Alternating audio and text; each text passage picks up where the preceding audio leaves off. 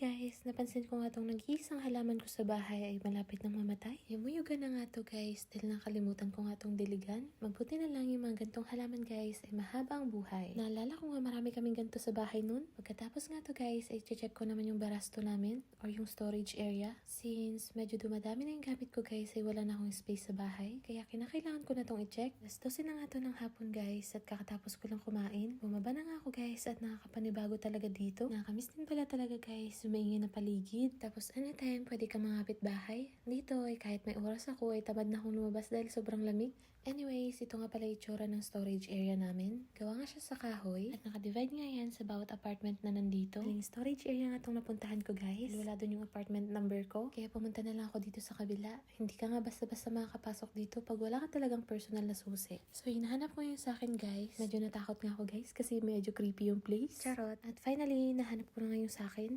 Wala pa nga tong kalaman-laman guys at tignan nyo naman. Wala pa akong maayos na padlock. Medyo malawak yung space dito guys at marami ka talaga mailalagay. Lalo na yung mga gamit ko na pang winter guys dahil sobrang lalaki nila. Kaya mailalagay ko na sila dito after ng winter. Pero syempre, kailangan ko muna yung bilhan ng maayos na padlock. Guys, bye-bye!